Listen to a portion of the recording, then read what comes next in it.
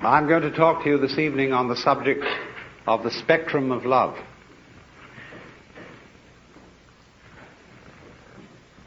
We know that from time to time there arise among human beings people who seem to exude love as naturally as the sun gives out heat.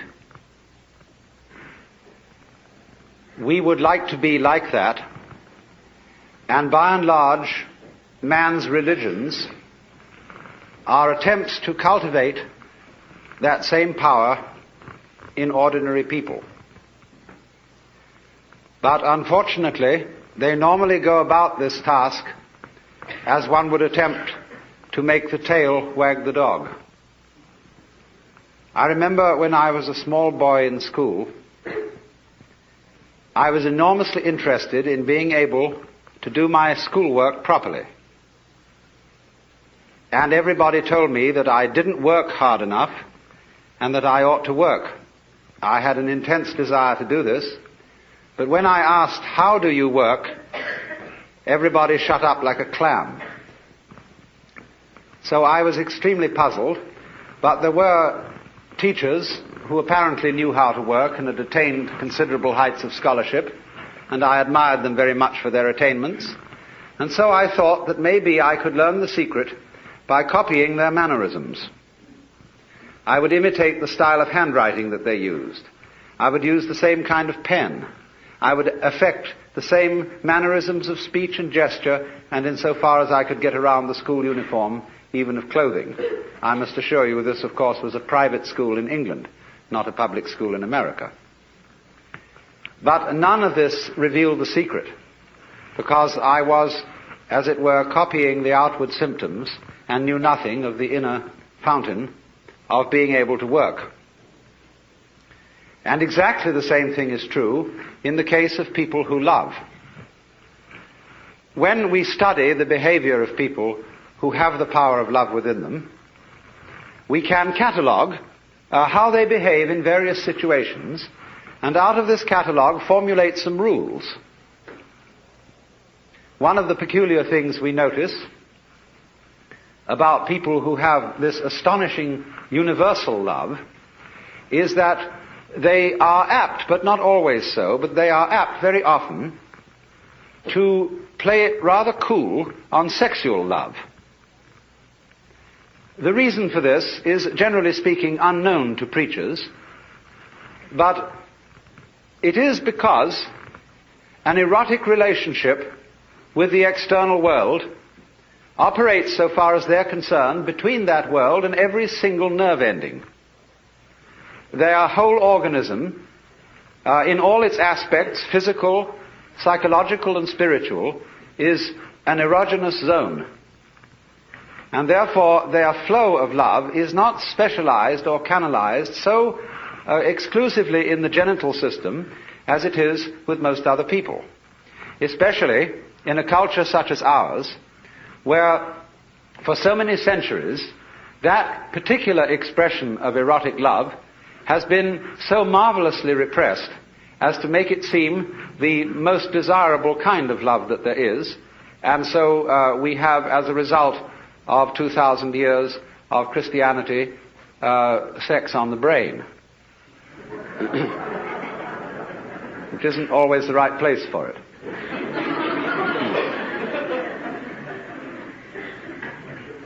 Of course, also, people who exude love are apt to give things away.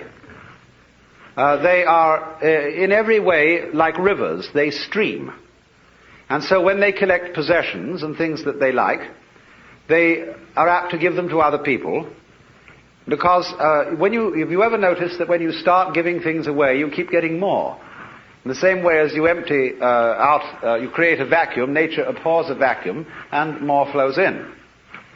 So, noticing this, the codifiers of loving behavior write down that you should give so much money to tax-deductible institutions and to the poor, and that you should be nice to people, that you should act towards your relatives and your friends and indeed even your enemies as if you love them, even if you don't. And of course, for Christians and Jews and believers in God, there is a peculiarly difficult task enjoined upon us, namely, that thou shalt love the Lord thy God. And not only here, going through the motions of it externally, but with all your heart, with all your soul, and with all your mind. And that is, of course, very demanding indeed. But you see what is happening. It is as if, for example, we admired the music of a certain composer, and having studied his style very thoroughly, we draw up rules of musical composition based on the behavior of this composer. We then go to send our children to music school, where they learn these rules, in the hope that if they apply them, they also will turn into first-class musicians, which they usually fail to do. Because what might be called the technique of music, as well as the technique of morals, as well as, say, the technique of speech, of language, is very valuable because it gives you something to express if, and I repeat, if you have anything to express. But if you don't have anything to say, not even the greatest mastery of English will stand you in good stead unless you can manage to fool your listeners by talking beautiful nonsense and make it sound profound. Now, so the question and the puzzle remains. You cannot imitate this thing. There is no way of getting it, and yet it is absolutely essential that we have it. Because obviously, the human race is not going to flourish harmoniously unless we are enabled to love each other. But the question is, how do you get it? Is it something you simply have to contract like measles? Or is, as theologians say, is it a gift of divine grace, which somehow is dished out to some but not to others? And if there is no way of getting divine grace by anything you do, as the Calvinists aver, then we better just sit around and wait until something happens. Although Calvinists never did that. They were almost depressingly energetic. But surely we can't be left in that kind of a hopeless situation. There must be some way of getting the grace, or getting divine charity or love, some sort of wangle, some sort of way in which we can, as it were, open ourselves so as to become conduit pipes for the flow.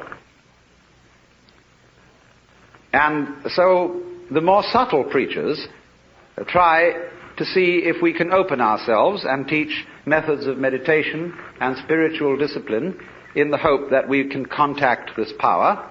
The less subtle preachers simply say, you don't have enough faith, you don't have enough guts, you don't have enough willpower. If you only put your shoulder to the wheel and shoved, you would be, of course, an exemplar and a saint. Actually, you will only be an extremely clever hypocrite. The whole history of religion is a history of the failure of preaching. Preaching is moral violence.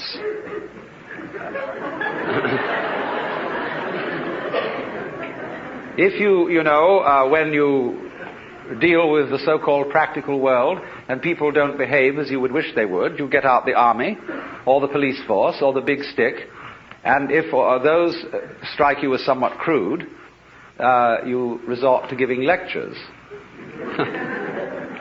And I mean lectures in the sense of a pie jaw, a solemn adjuration and exhortation to behave better next time. Now, let us look at some of the practical consequences of adjuring people and commanding people to love. Many a parent says to the child, nice children love their mothers. And, of course, I'm sure you're a nice child. You ought to love your mother, but not because I, your mother, say so, but because you really want to do so. Because one of the difficulties is none of us in our heart of hearts respect love which is not freely given. If, for example, you are an ailing parent and you need to be looked after and you have a son or daughter who feels dutifully that they should look after you because after all you've done so much for them. But this somehow, your living with your father or mother prevents you from having a home and a life of your own. Naturally, you resent this duty, and your parent is well aware that you resent it, even if they pretend to ignore it. They therefore feel guilty that they have imposed upon your loyalty, and you, in turn, can't really disclose from yourself the fact that you hate them for getting sick, even though they couldn't help it. And therefore nobody enjoys the relationship. It is a painful duty carried out. And the same thing would naturally happen if, after a number of years, having at the altar made a solemn and terrible promise that you would love your wife and husband, come what may, forever and ever, till death do you part, and then suddenly you find you really haven't the heart in you to do it anymore, then you feel guilty, and that you ought to love your wife, family, or whatever, and naturally, this is a sort of fiasco, as would be obvious, if you were to ask your wife, do you really love me? And she were to reply, I'm trying very hard to do so.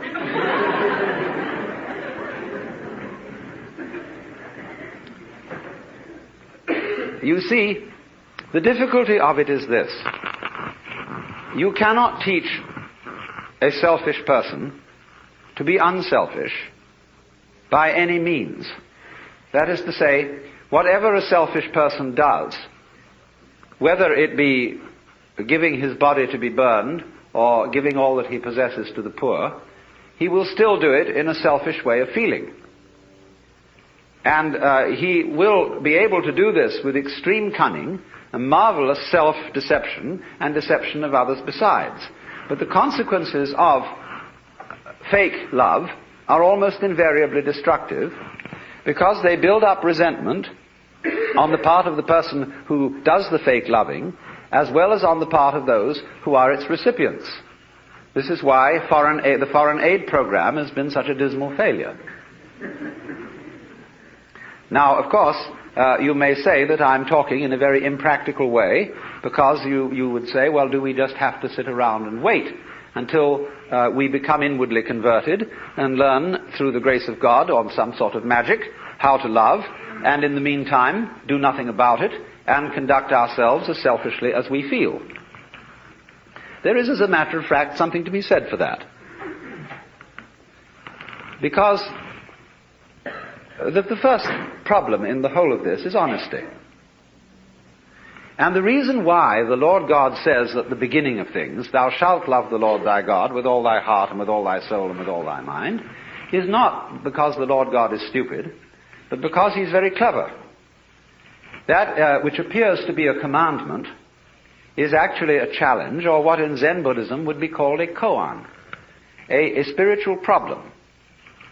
Because if you exercise yourself resolutely in trying to love God and or your neighbor, you will find that you get more and more tangled up. You will realize increasingly that the reason why you are attempting to obey this as a commandment is that you want to be the right kind of person. And obviously you want to be the right kind of person for your own reasons. And so if you do, in the first place, feel selfish and come to the conclusion, as a result of trying various experiments with love, that you love yourself more than anybody else, the proper thing to do is to investigate your self-love, to find out why you love yourself and what you mean by yourself when you say you love yourself. For the reason is this: love is not something that is a sort of rare commodity. Everybody has it. Existence is love.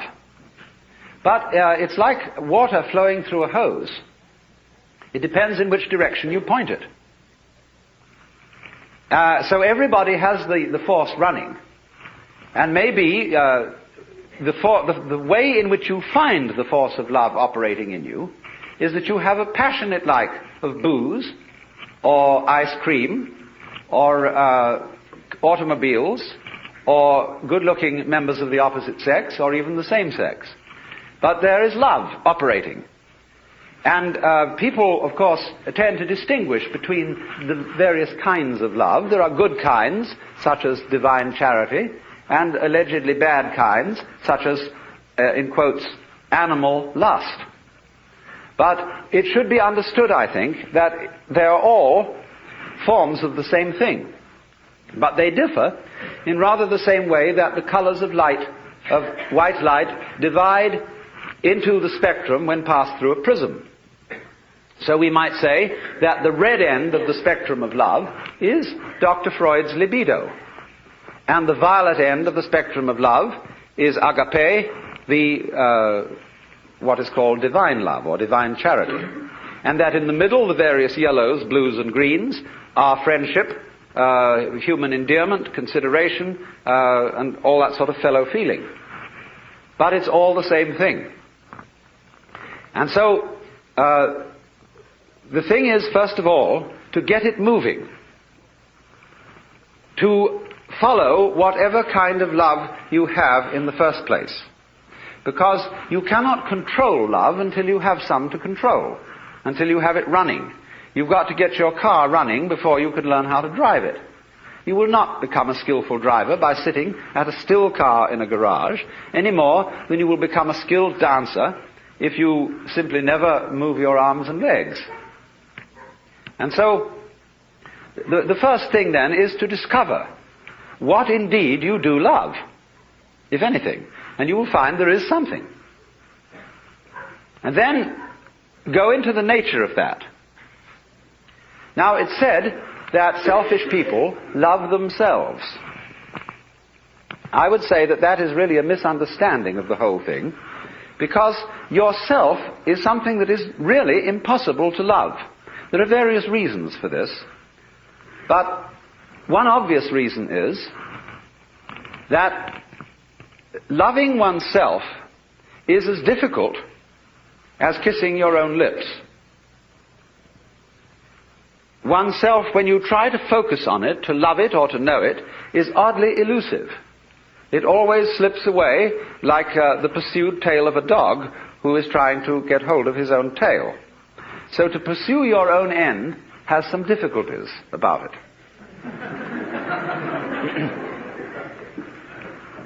If you explore what you love when you say you love yourself, you will make the startling discovery that everything you love is something which you thought was other than yourself.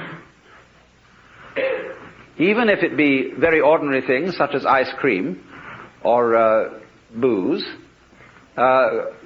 in the conventional sense, booze is not you, nor is ice cream. It turns into you in a manner of speaking when you consume it. But then you don't have it anymore. And so you look around for more in order to love it once again. But so long as you love it, you see, it's never you.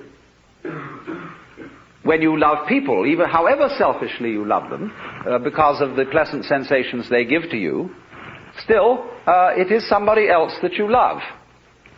And as you inquire into this, as you follow honestly your own selfishness, many interesting transformations begin to come about in you. One of the most interesting transformations of being directly and honestly selfish, in the same way that, for example, cats are, is that you stop deceiving people. A great deal of damage is done in practical human relations by saying that you love people, when what you mean is that you ought to. And you don't really. You give the wrong impression, and people begin to expect things of you which you're never going to come through with. We have been taught, for example, that we ought to love our enemies. Now, we don't really understand what it means to love our enemies.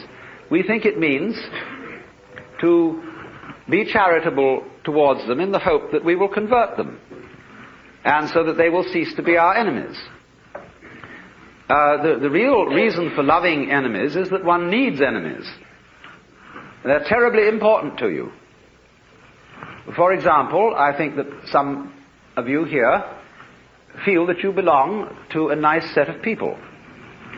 It may be an ordinary kind of bourgeois coterie of pleasant squares, or it may be a church group of some kind, a club, or a special cult, or just a group of friendly drinkers. But at any rate, you feel that by virtue of membership in this society, you belong to a special in-group of nice or saved people. Now, when you consider what nice people talk about when they sit round the dinner table and have an opportunity to nurture their collective ego, you will find that the most fascinating topic of conversation is the nasty people. How awful they are, what dreadful things they do, and what is it all coming to. And this very, very satisfactory, condemnatory conversation nurtures your ego. But people who do that don't seem to realize that they thereby depend on the nasty people in order to know that they're nice. They are, as a matter of fact, highly indebted to them. On the other side of the picture, the nasty people, they, on their side, consider that they really are the best people and nurture their collective ego by blasting the bourgeoisie, the squares, the wasps, the know-nothings, or whoever they may be. And so, for the collective ego of the non-squares, the squares are extremely necessary. If they were to disappear tomorrow, many of us would lose a cause. Now, the minute you begin to become aware of this, it's rather embarrassing.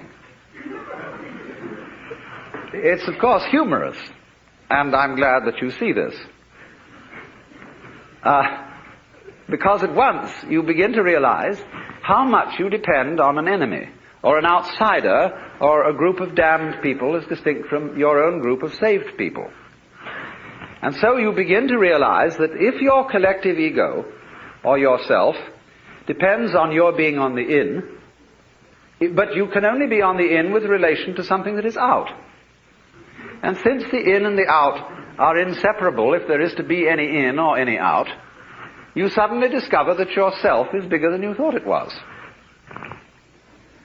It includes the other, and you can't do without it.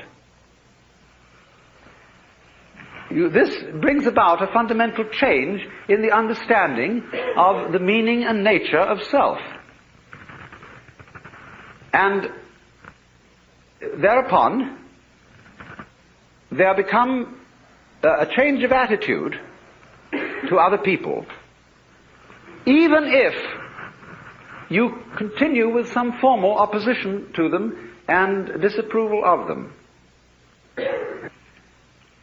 When, then, you are honestly clear with yourself what you like and what you dislike, and then, at the same time, yourself begins more and more to include things that were hitherto defined as being not yourself,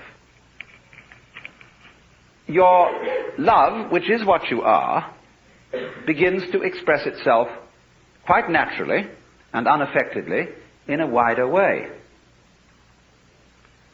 Now, to trust oneself to be capable of love, to bring up love, in other words, to function in a sociable way and in a creative way, is to take a risk.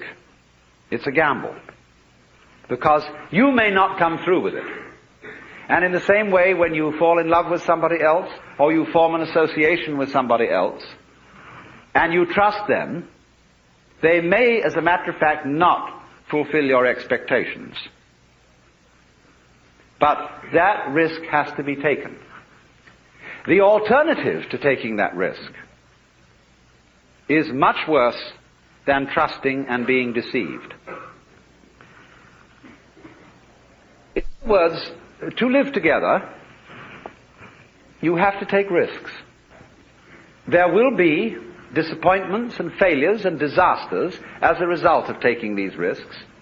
But in the long run, it will work out. My point is that if you don't take them, the results will be so much worse than any kind of wild anarchy that could be conceived. You see, here we are now as a highly disciplined human race, with all kinds of rules and religions, and what are we about to do? Blow ourselves completely to pieces. was this all a good gamble? Because you see, in tying up love in knots and becoming incapable of it, you can't destroy this energy.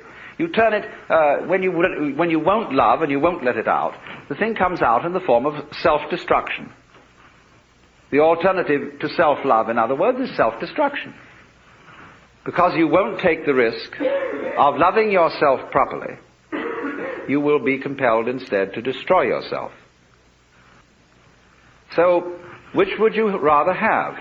Would you rather have a human race which isn't always very well controlled and sometimes runs amok a little bit, but on the whole continues to exist with a good deal of honesty and delight when delight is available? Or would you rather have the whole human race blown to pieces and cleaned off the planet, reducing the whole thing to a nice scoured rock with no dirty disease on it called life? But I repeat the point that is necessary to understand this whole thing, that love is a spectrum. There is not, as it were, nice love and nasty love, spiritual love and material love,